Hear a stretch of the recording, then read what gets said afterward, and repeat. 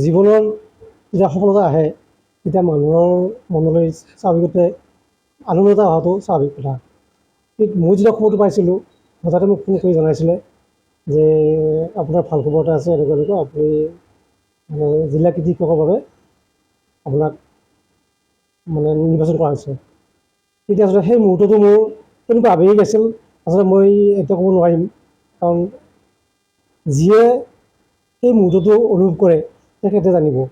গতিকে মোৰ এনেকুৱা এটা অৱস্থা হৈছিল যেন মই সেই মুহূৰ্তত কাক ক'ম, কি কৰিম, বা মইনো কি এনেকুৱা এটা কাম কৰিলোঁ বা ইমান সফলতা কি কাম কৰিলোঁ যে মই আজি সেইখিনি পাবলৈ বা কিবা এটা সন্মান পাবলৈ মোক আগবঢ়াই নিছে।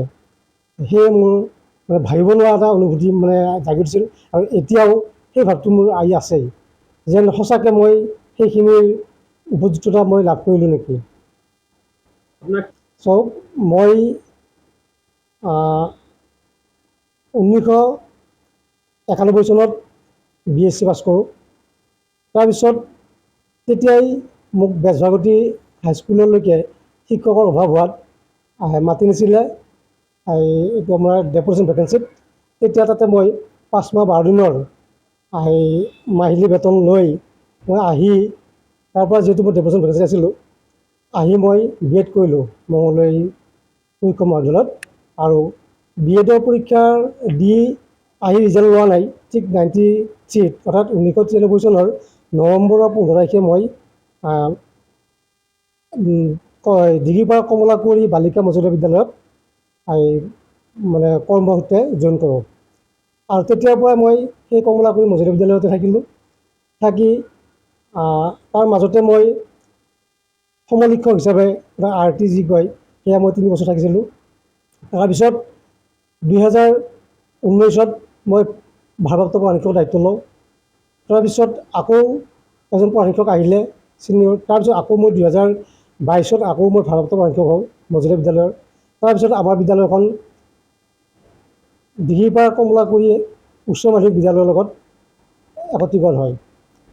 তাৰ ঠিক 1.5 বছৰৰ পিছতে আকৌ ডিগ্ৰীপাৰা উচ্চ মাধ্যমিক বিদ্যালয়লৈ আকৌ সেই বিদ্যালয়খন আমাৰ একত্ৰীকৰণ হয়।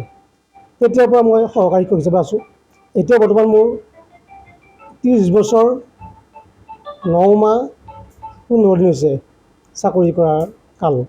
আৰু এই সময়ছোৱাত মই আচলতে যিমানখিনি পাৰোঁ নিজৰ শিক্ষকতাৰ যি বৃত্তি সেইটো মই সম্পূৰ্ণ নিয়াৰিকৈ চলাই নিয়াত চেষ্টা কৰিছিলোঁ, যাৰ বাবে মই নিজেই এটা ডায়েৰী মেইনটেইন কৰিছিলোঁ, দিনলিপি। আৰু তাত আপোনালোকে বিচাৰিলে হয়তো পাব এতিয়া মোৰ সেই তেতিয়াৰ পৰাই শিক্ষকতা কৰা জীৱনৰ আৰম্ভণিৰ পৰাই তাত লিপিবদ্ধ হৈ আছে। কোনদিনাখন কি, কোনটো শ্ৰেণীত গৈ কি ক্লাছ কৰিছোঁ, কোনটো বিষয় পঢ়াইছোঁ, ছাত্ৰ ছাত্ৰীক কেনেকৈ মই আগবঢ়াই লৈ গৈছিলোঁ, সেই আটাইবিলাক তাত পাব। তাৰোপৰি ইয়াৰ মাজতে যেতিয়া আমাৰ হৈছিলে কৰোণা মহামাৰী হৈছিলে, সেই সময়ত চৰকাৰৰ ফালৰ পৰা নিৰ্দেশনা আছিলে যে মুকলি ঠাইত ল'ৰা ছোৱালীক যিমান পাৰি দূৰত্ব বজাই ৰাখি ছাত্ৰ ছাত্ৰীক শিক্ষাদান দিবলৈ পাঠদান দিব লাগে। সেই সময়ত মই নিজে ঘৰৰ পৰা কাপোৰ আনি পথাৰৰ মাজত ৰাসৰ খোলাত মুকলি ঠাইত ল'ৰা ছোৱালীক আনি মই মুক্তভাৱে পাঠদান দিছিলোঁ। সেয়াও মোৰ সেইবিলাকো ৰেকৰ্ড হৈ আছে, মই সেইবিলাক ৰাখিছোঁ। গতিকে তেনেকৈ মই যিমানখিনি পাৰি কষ্ট কৰিছিলোঁ, কৰি আগবাঢ়ি গৈছিলোঁ। বেলেগ বঁটা পাইছিল নেকি? হয়, আজি কিছুদিন আগতে দৰং জিলা আমাৰ যি কলা কৃষ্টি সংঘ আছে, সেই দৰঙী কলা কৃষ্টি সংঘৰ তৰফৰ পৰা মোক হঠাতেই সম্পাদক সভাপতি মহোদয়ে ফোন কৰি জনাইছিল যে আপোনাক আমি দৰঙী সন্মান দিবৰ বাবে বা সেইটো সন্মান যাচিবৰ কাৰণে আগবাঢ়িছোঁ, গতিকে আপুনি আমাৰ লগত সহযোগ কৰিব লাগে। আচলতে এইটো দিয়া হৈছিল এইকাৰণেই, মই আচলতে যদিও শিক্ষকতা কৰিছিলোঁ, ইয়াৰ মাজতে 2009 চনৰ পৰা মই নাগা নামৰ লগত জড়িত হৈছিলোঁ। কাৰণ সেইটো মোৰ যি আধ্যাত্মিক উচ্চ কলা সেইটো মই বিৰাট ভাল পাইছিলোঁ। আৰু কেইজনমান গাঁৱৰ ব্যক্তিয়ে মোক উঠাই দিছিল পাঠক হিচাপে। আৰু সেই তেতিয়াৰ পৰাই অৰ্থাৎ তেতিয়া মোৰ বয়স আছিল 40 বছৰ। 40 বছৰ বয়সত মই নাগা নামত জড়িত হৈছোঁ আৰু তেতিয়াৰ পৰা বহুখিনি নাম গালোঁ। আৰু এতিয়া এটা ভাল মোৰ কাৰণে লাগিছে, ভাল খবৰ হ'ব বুলি ভাবিছোঁ। এতিয়া আমি কামৰূপৰ অৰ্থাৎ পুথিমাৰী স্থিত যিটো আমাৰ সদৌ অসম নাগানাম সংঘৰ কাৰ্যালয় আছে, তাত নাগানামৰ প্ৰশিক্ষকৰ প্ৰশিক্ষণ দিয়া হৈছিলে। তাতে আমিও প্ৰশিক্ষণৰ পৰীক্ষা দিলোঁ। হয়তো সেই খবৰটো অতি শীঘ্ৰে তাৰ পৰা ওলাব, অৰ্থাৎ এজন নাগানামৰ প্ৰশিক্ষক হিচাপে হয়তো স্বীকৃতি লাভ কৰিব পাৰিম বুলি এটা আশা আছে। সেই নাটকতো জড়িত আছোঁ। পূৰ্ণাংগ নাটত মানে যিটো ফুল ষ্টেজ ড্ৰামা কয়, সেয়াত 1995 চনৰ পৰাই মই তাত জড়িত আছোঁ এতিয়ালৈকেও। সেইবিলাক কৰি ভাল পাওঁ। আৰু ফুটবল খেলিছিলোঁ, অম্বা মেধি সৰুণিত লীগত খেলিছিলোঁ।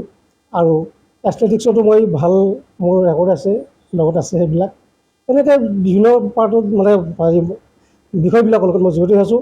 আৰু ছাত্ৰ ছাত্ৰীৰ লগত আচলতে মই সদায় নিজৰ ছাত্ৰ ছাত্ৰী যেনেকুৱা বন্ধুত্বভাৱে সদায় সমিলভাৱে পাঠদান কৰি মই এইখিনি কৃতজ্ঞতা পাওঁ বুলি মই নিজে অনুভৱ কৰিছোঁ। হয়, এই চাওক, যদি একাগ্ৰতা বা একাগ্ৰভাৱে আমাৰ কাৰ্যত আমি আগবাঢ়ি যাওঁ, আমাৰ কৰ্তব্য আমি কৰি যাওঁ, এজন শিক্ষক হিচাপে শিক্ষকতা কৰি যাওঁ, তাত আমি যদি বৃত্তিধাৰী হিচাপে নকৰি মানে শিক্ষকতা বা আমি ধৰণীস্বৰূপ ছাত্ৰ ছাত্ৰীসকলক আগবঢ়াই নিব লাগে, ঠিক এই মনোভাৱ লৈ পেলাই আমি আগবাঢ়ি যাওঁ বা শিক্ষকতা কৰোঁ, তেতিয়াহ'লে আমাৰ জীৱনত বঁটা কিয় বহু বস্তুৱে আমাৰ এই সন্মানবিলাক, বহু সন্মান আমাৰ জীৱনলৈ আহি থাকিব, অৰ্থাৎ ক'ব নোৱাৰাকৈ। আচ্ছা, মই এইটোৱে ক'ম যে বৰ্তমান মই যেনেকৈ দৰঙী সন্মান যেনেকৈ দিলে আজি জিলা কৃতি শিক্ষকৰ যিটো এটা বঁটা ল'বলৈ আগবাঢ়িছোঁ, আচলতে মোৰ অজ্ঞাতেই হৈছে।